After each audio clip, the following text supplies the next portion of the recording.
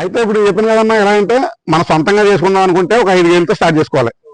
లేదు ఒక లేబర్ని పెట్టుకుందాం, మనం ఉంటాం కాడ ఇద్దరు చేసుకుందాం అనుకుంటే 10 గేదెలు పెట్టుకుంటే వాళ్ళకి ఆదాయం అనేది బాగుంటుంది, వాళ్ళకి పని సరిపోతుంది. ఒకసారి మనం రన్నింగ్ లో పెట్టి సంవత్సరంన్నర లైన్ అయిన తర్వాత రెండోసారి మళ్ళీ ఎన్ని గేదెలు పెట్టుకోవాలో పెంచుకోవాలా లేదనేది వాళ్ళకి అవగాహన వస్తాను.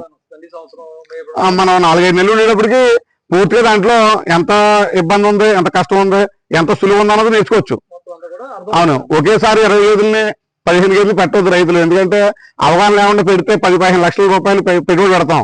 ఇప్పుడు మినిమం ఏం చేస్తా ఉన్నారంటే చాలా మంది డైరీ ఫామ్ పెట్టేటప్పుడు ఒక పేసర్గా ఏదో మన లెక్కలు వేసుకొని ఒక 2 ఎకరాల పొలం తీసుకొని ఒక 10 లక్షలు ఎట్టి షెడ్ వేసేసి ఒక 15 లక్షలు ఎట్టి డైరీ పెడతా ఉన్నారు. ఇలాగే 6 లెక్క అయితే 30 లక్షలు పెట్టుబడి పెడతా ఉన్నారు.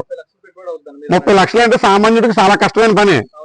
అందుకని ఏంటంటే సామాన్యులు ఎవరైనా ఎక్కువ పెట్టుబడి కాదు, ఒక 5 లక్షలు రూపాయలు ఎట్టి ఒక 4-5 గేదెలు కొనుక్కోవడం, 1 లక్ష రూపాయలు 2 లక్షలు ఎట్టి చిన్న షెడ్ వేసుకోవడం, ఒక 6-7 లక్షలతో ఒక 5 గేదెలు మెయింటైన్ చేసుకున్నట్లయితే మనకు రన్నింగ్ లో ఇన్కమ్ వస్తూ ఉంటుంది. కాబట్టి ఒక గేదె పెంచుకుంటూ వెళ్ళొచ్చు.